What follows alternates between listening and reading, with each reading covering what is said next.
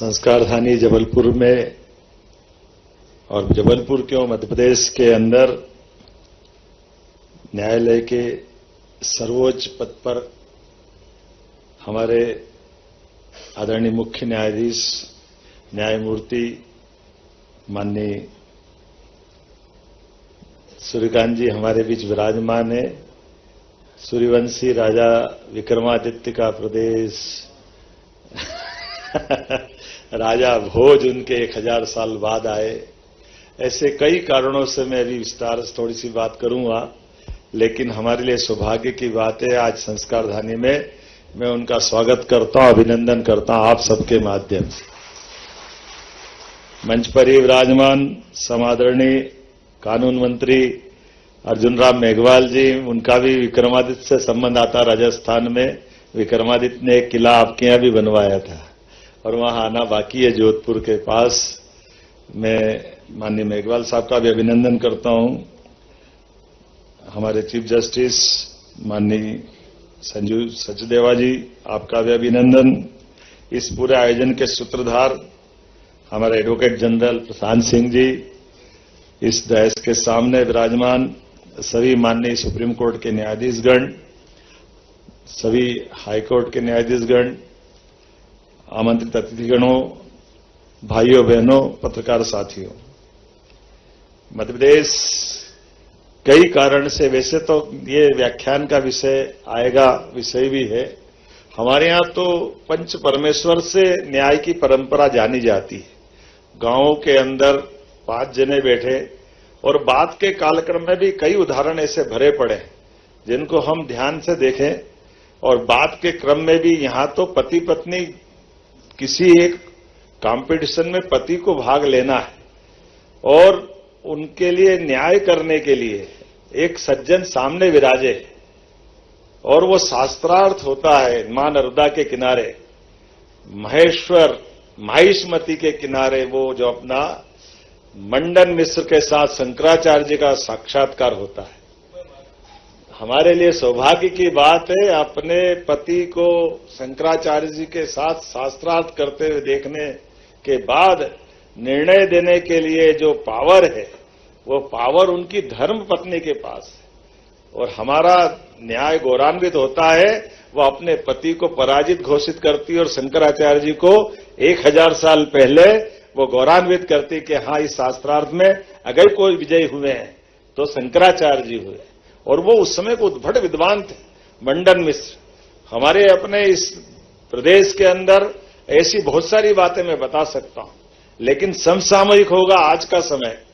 यशस्वी प्रधानमंत्री को भी मैं धन्यवाद देना चाहूंगा। श्रीमान नरेंद्र मोदी जी के नेतृत्व में आज के इस समय में ऐसा लग रहा है कि जैसे ये स्वर्ण युग चल रहा है, विक्रमादित्य का युग चल रहा है, जिनके कारण से आज हमारे लिए दुनिया का सबसे बड़ा लोकतांत्रिक देश, आबादी में भी सबसे बड़ा, संसाधन और बाकी बातों पे तो बाद में बात करेंगे, लेकिन इतनी विविधताओं के बीच में भी न्यायालय के माध्यम से लोकतंत्र गौरवान्वित होता है।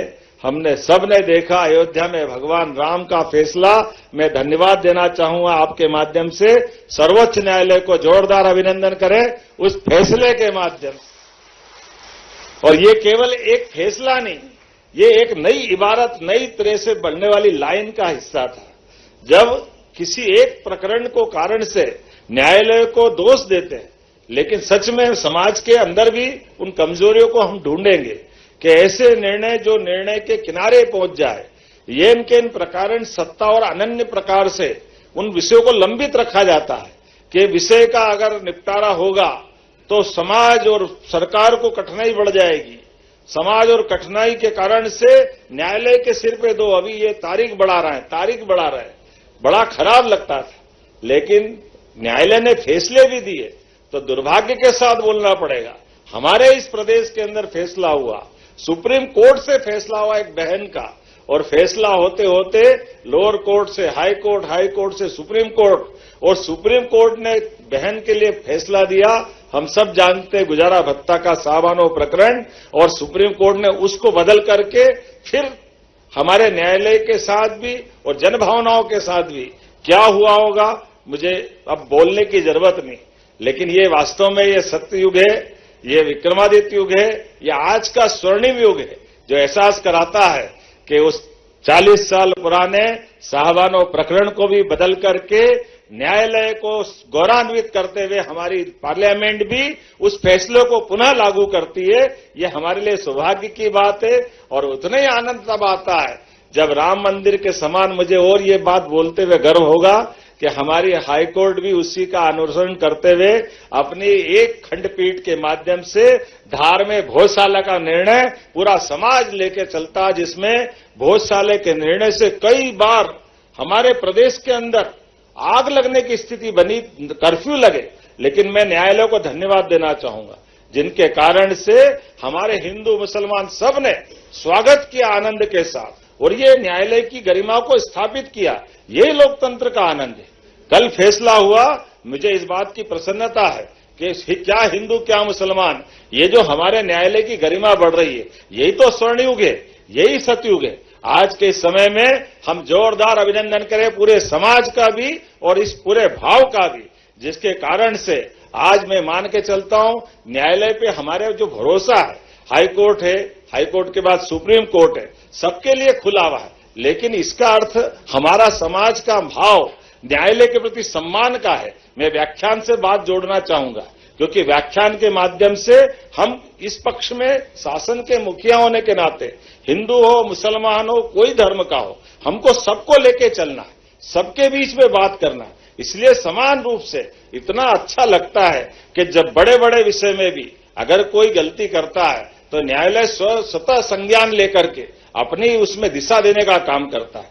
न्यायालय स्वतः एहसास करा करके अपनी एक दिशा देता है। मुझे इस बात की प्रसन्नता है आज के इस दौर में जब मैं बात कर रहा हूं आपके सामने, तो इसी आधार पर भारत का मान सम्मान दुनिया के सामने बढ़ रहा है। और एक बार फिर मैं आप सबका इस डीजी साहब के साथ, हमारे एडवोकेट जनरल का साहब के साथ, खास करके आज जो आपने नए प्रकार के संसाधनों के बलबूते पर न्याय को सुलभता के साथ समाज में स्थापित करने के लिए जो जो आधुनिक तंत्र के माध्यम से बढ़ने का निर्णय किया, जिसके कारण से हमारी न्याय व्यवस्था की पारदर्शिता, शुचिता और शुचिता के साथ लागू करने के तंत्र में न्यायाधीश को भी मदद करते हुए, खास करके आज के समय में जब एफआईआर से लेकर के बीच की बहुत सारी कड़ी होती है, फॉरेंसिक लैब से लेकर के कई सारे प्रकार के तंत्र रहते हैं, उन सब के आधार पर हम त्वरित गति से जो जिसकी आवश्यकता उसको लाभ मिले